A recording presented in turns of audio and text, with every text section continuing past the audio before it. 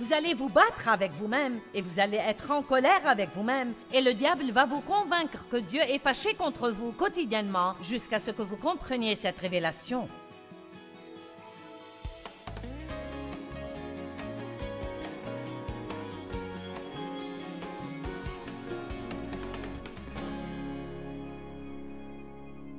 Vivre sans frustration. Père, nous te remercions pour la parole ce soir et je prie que chaque cœur ait vraiment une meilleure révélation de combien la grâce est merveilleuse. Nous avons parlé de la grâce tellement longtemps que nous avons oublié à quel point elle est merveilleuse. Nous avons tendance parfois à faire ça dans l'atmosphère de nos églises et nous parlons de choses et nous en parlons tellement que nous oublions leur vraie valeur. Quel chant extraordinaire! On chante au moment des offrandes sur la grâce. On va le chanter encore une fois ce week-end, mais nous devons faire attention aux paroles. La grâce est extraordinaire. Et laissez-moi vous montrer combien c'est absolument merveilleux. Nous allons regarder Romains chapitre 5 en commençant au verset 6 et je vais en fait partager 4 versets avec vous. Je veux que vous lisiez beaucoup de paroles de Dieu ce soir et je veux que nous digérions ces choses lentement et voyons si nous pouvons saisir juste ce que signifie ce que Dieu a fait pour nous par sa grâce. Si nous avions vraiment une révélation de ce que Dieu a fait pour nous, nous n'aurions plus un jour triste dans nos vies. Amen? Amen? Très bien. Romains chapitre 5, verset 6. « Car lorsque nous étions encore sans force, incapables de nous en sortir, Christ, au temps marqué, est mort pour des impies au nom des impies. » Quelqu'un dit merveilleux. C'est à peine si quelqu'un voudrait mourir pour un juste, peut-être pour un homme de bien, quelqu'un de noble, loyal et généreux, accepterait-on de mourir? Vous savez, il dit qu'il serait vraiment extraordinaire que quelqu'un donne sa vie, même pour la personne la plus formidable, la plus géniale.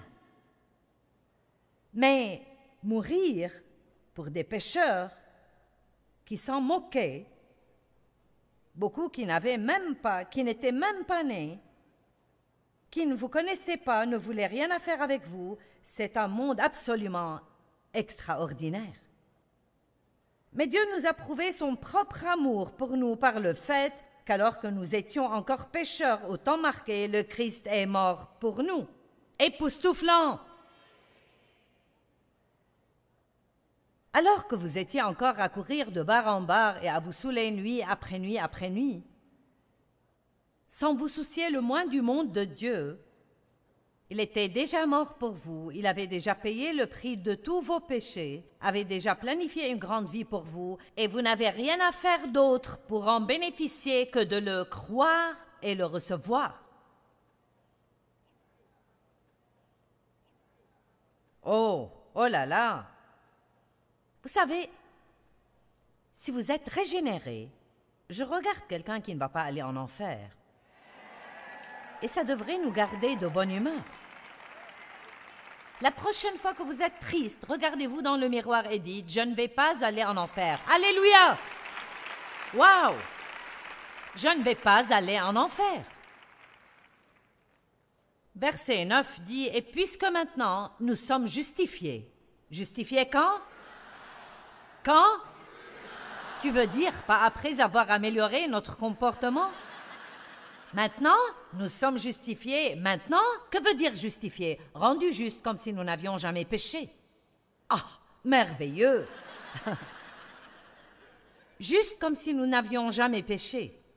Et puisque maintenant nous sommes justifiés, acquittés, rendus justes et conduits dans une relation juste avec Dieu par le sang du Christ, à plus forte raison, cela est certain, serons-nous sauvés par lui de l'indignation et de la colère de Dieu. Bonne nouvelle, Dieu ne nous en veut pas. Alléluia! Dieu ne nous en veut pas. Je suis si lasse des gens qui pensent que Dieu est un ogre qui se fâche chaque fois qu'il ne se comporte pas parfaitement. Dieu est bon, il vous aime vraiment, il a déjà payé le prix de votre liberté. Mettez un sourire sur votre visage et commencez à l'aimer en retour.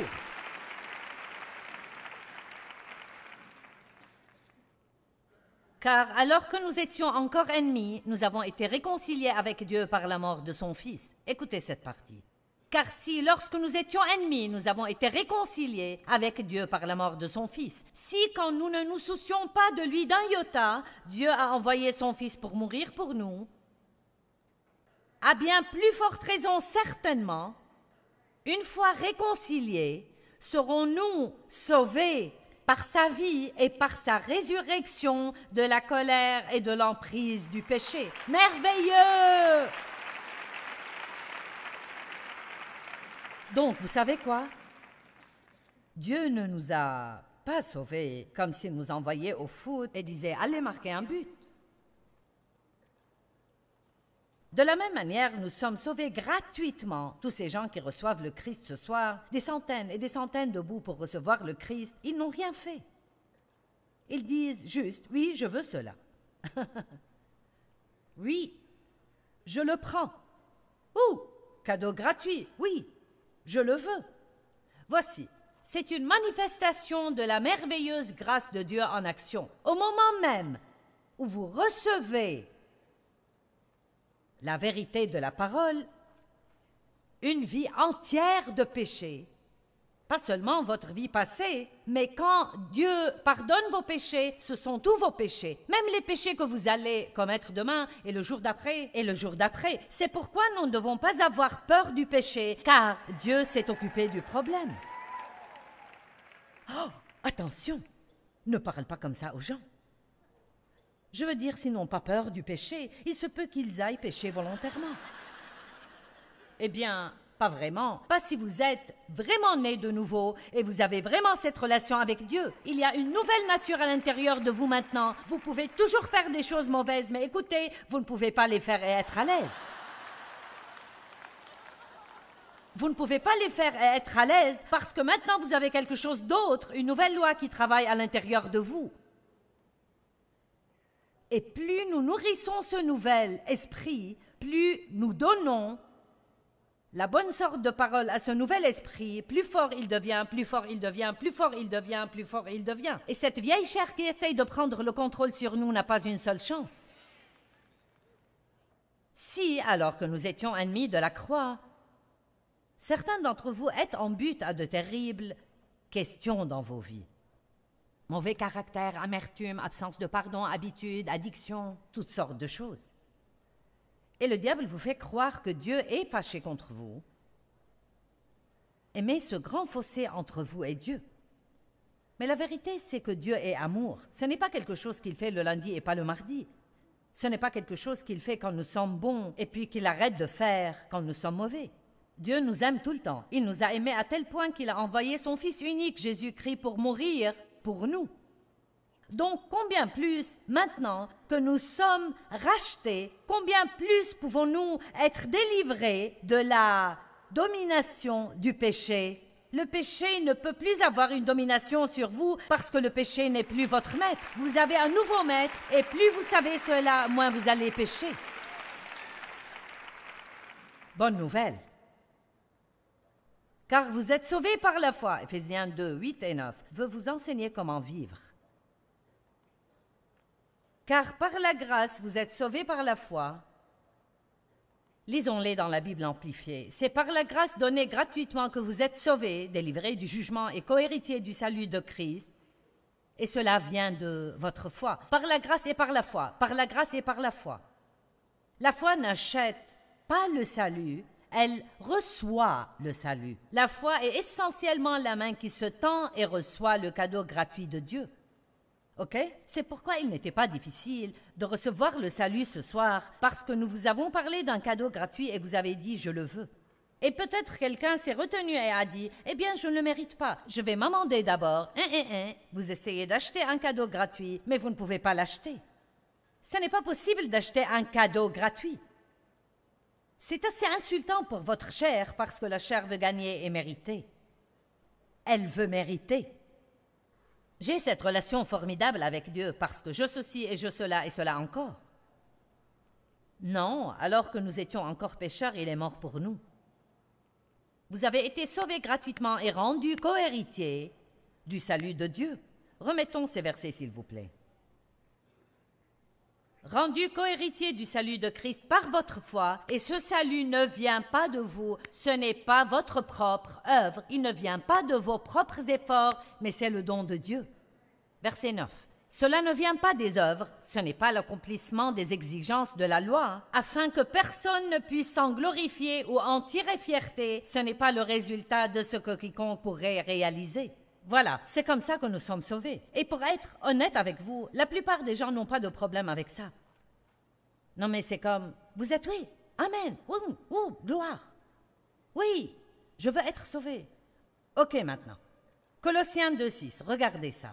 Je vais argumenter ici. Par conséquent, puisque vous avez reçu Christ, comment l'avons-nous reçu? Par la grâce, par la foi. Puisque vous avez reçu Christ, le Seigneur Jésus, donc vivez et réglez vos vies et conduisez-vous en union et conformité avec lui. Maintenant, voici mon message. De la même manière que nous avons reçu Christ, c'est de cette manière que nous devons vivre. Vous ne savez pas comment. Très peu de gens ici connaissent la parole. Ils disent « c'est génial », mais vous ne savez pas à quel point c'est génial. Car quand vous comprenez ce que je viens juste de dire, ça enlève la pression. Maintenant, tout d'un coup, vous ne vivez plus en essayant par vos efforts. Je ne vis plus en essayant, en me battant, en m'efforçant et en étant tout le temps frustré parce que quoi que je fasse, ça ne marche pas. Qui a essayé de s'auto-améliorer? Quelqu'un est déjà allé dans une session de ce genre où vous avez entendu quelqu'un prêcher et vous étiez si convaincu, « Mon Dieu, j'ai un problème avec ça » et vous avez décidé de rentrer chez vous et changer. Quelqu'un l'a déjà fait? Combien d'entre vous n'avez pas changé? Vous savez pourquoi? Parce que de la même manière que vous avez été sauvés, par la grâce, par la foi, de la même manière, vous devez changer. Ce que Dieu veut que nous fassions, c'est dire « Dieu, tu as raison, je suis convaincu par cette parole, j'ai un gros problème dans ce domaine et je veux changer, mais je ne peux pas changer si tu ne me changes pas toi-même. Tu dois le faire, Dieu, et je dépends de toi. Et je te fais confiance et je crois que tu vas faire tout ce qui doit être fait dans ma vie. Vous allez vous battre avec vous-même et vous allez être en colère avec vous-même et le diable va vous convaincre que Dieu est fâché contre vous quotidiennement jusqu'à ce que vous compreniez cette révélation. Nous vivons par la grâce. Vous comprenez? Ça va me prendre 4 sessions pour traiter le sujet. Maintenant, une jeune femme fait « ouais. » Pourquoi? Parce que c'est très bon. Vous savez ce que c'est? C'est merveilleux. C'est la grâce extraordinaire. Nous allons comprendre quelle grâce extraordinaire c'est avant de quitter cette salle. C'est vraiment extraordinaire ce que Dieu a fait pour nous.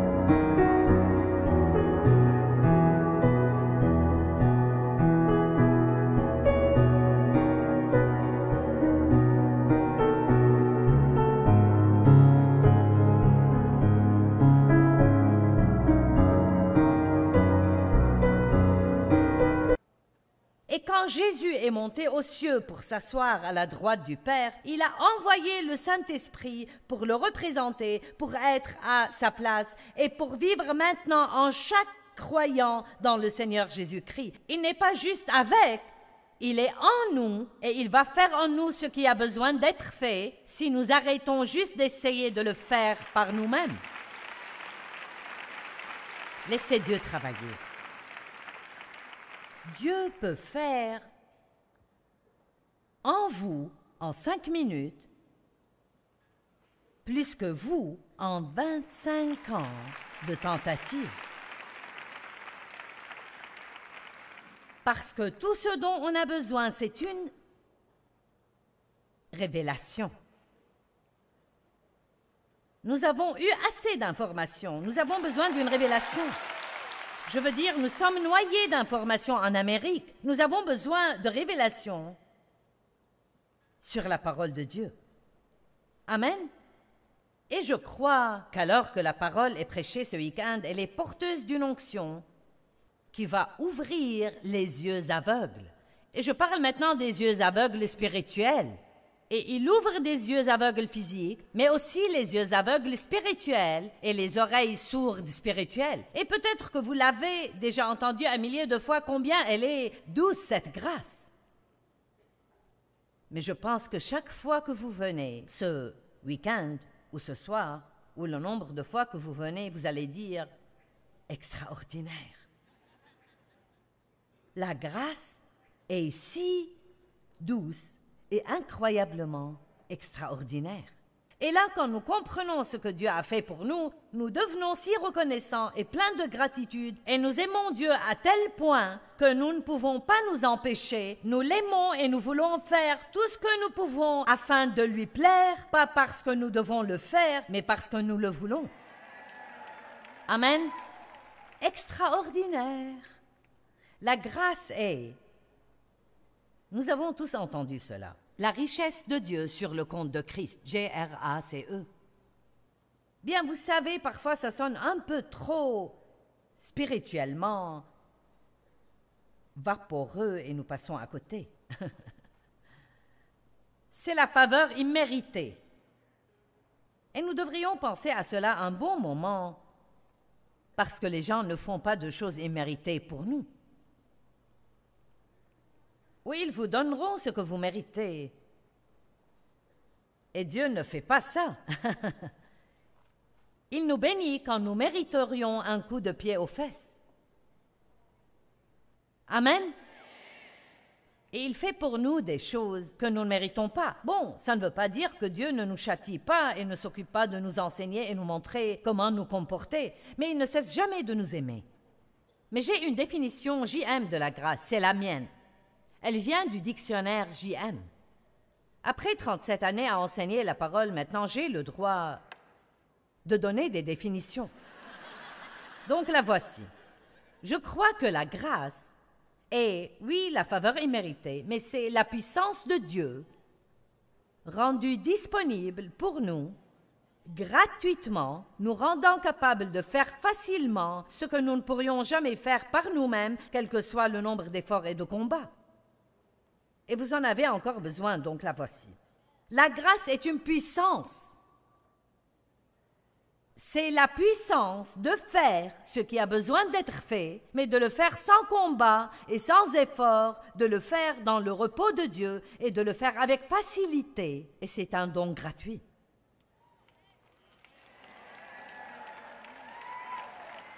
Vous en avez toujours besoin? Nous allons...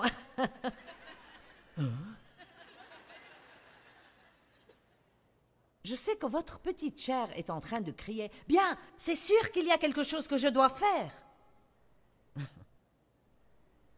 Commençons par croire. C'est pour ça que nous sommes appelés croyants. Si nous devions accomplir, nous serions accomplisseurs. Mais nous sommes des croyants et le mot croire veut dire recevoir et le mot recevoir veut dire croire. Donc ce soir, quand ces personnes ont reçu le Christ, ils ont cru que Jésus était mort pour leurs péchés et qu'il était désireux de leur pardonner et qu'il allait leur donner une vie meilleure. Et donc, ils ont cru, et au moment où ils ont cru, ils ont reçu. Quand vous croyez, vous recevez. Quand vous recevez, vous croyez. Vous ne pouvez pas séparer les deux. Croire, c'est recevoir. Et Hébreux 4 dit que quand nous croyons, qu'est-ce qui se passe? Nous entrons dans le repos de Dieu. Vous savez, je m'amuse dans mes réunions. Oh, quand j'ai commencé à faire ça, j'ai pensé que la pression allait me tuer. Je veux dire, je priais si fort avant d'aller à mes réunions que j'arrivais déjà à moitié morte de fatigue, vous savez. Je ne pouvais parler à personne et je ne faisais pas ceci ni cela. Je devais déclencher l'onction. J'ai appris que la meilleure façon de vivre, c'est de vivre de la même façon tout le temps. Je n'ai pas à agir d'une manière ici et d'une autre manière ailleurs. Dieu veut que nous soyons, pas que nous nous édifions sur des actes. Israël ne m'a pas paru stressé ce soir de diriger la louange. Je l'ai vu avant, il était le même à l'arrière de la scène que devant. Vous entrez dans un genre différent de dons. Mais la vérité est que je suis à l'aise en faisant cela et j'aime le faire. Pourquoi? Parce que je fais la part que Dieu m'a donnée à faire. J'ai étudié et je suis venu ici. Le reste est de son essor. J'ai dit, j'ai étudié, je suis venu ici, le reste est de son essor. Vous savez ce qu'est la frustration? Essayez de faire quelque chose que vous ne pouvez pas faire. Essayez de faire arriver quelque chose que vous ne pouvez pas faire arriver. Quand j'ai commencé à faire cela, je croyais que je devais plaire à tout le monde. Oh, ça me tuait!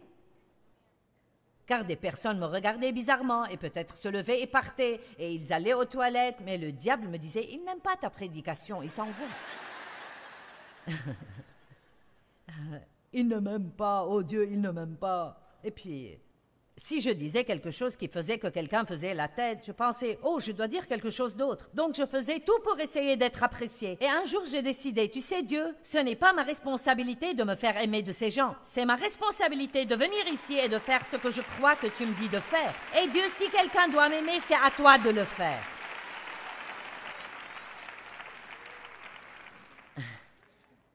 Je montais ici et criais sur les gens. Oui, vous savez, comment quelqu'un pouvait-il m'aimer si Dieu ne les faisait pas m'aimer? Et cependant, vous continuez de venir et de venir et de venir et de venir et de venir. Vous savez, vous n'avez pas à sortir chaque jour avec la crainte des hommes tout autour de vous, d'être contrôlé et manipulé par les caprices d'autres personnes, jouant sur votre peur que quelqu'un ne vous aime pas. Vous pouvez dire le matin, Dieu, si quelqu'un doit m'apprécier aujourd'hui, c'est à toi de les faire m'aimer. Et s'il ne m'aime pas, Dieu, c'est ton problème.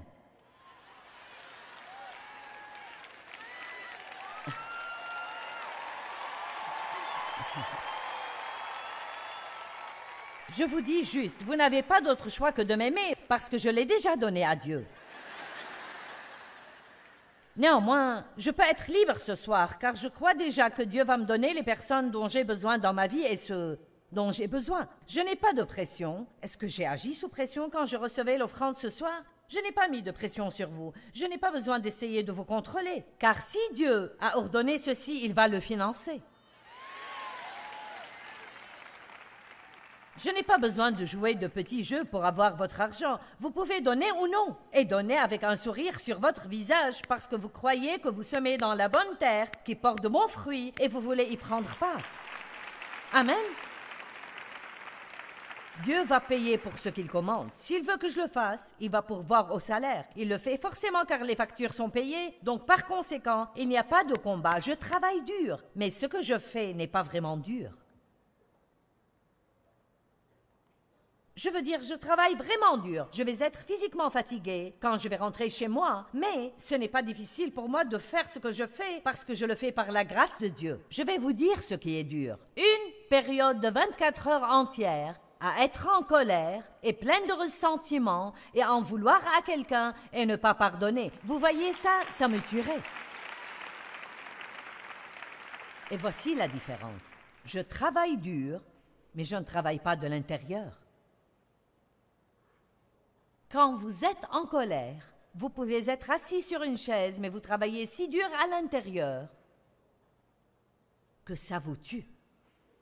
Une journée entière de tourments et de soucis et d'anxiété à plein régime peut vous achever. Je préfère faire 3 de ces conférences à la suite, 4 sessions chacune, que de passer un seul jour, je veux dire rempli de fureur contre quelqu'un. Croyez-moi, ça me flingue vraiment.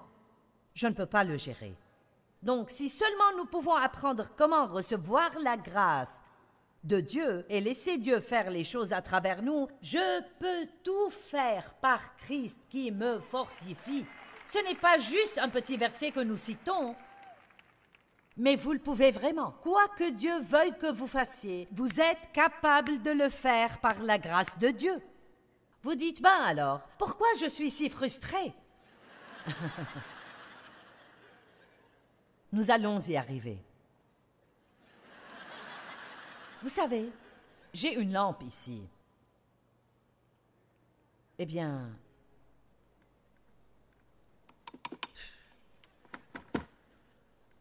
pourquoi elle ne s'allume pas? Tu es une lampe, tu es supposée donner de la lumière.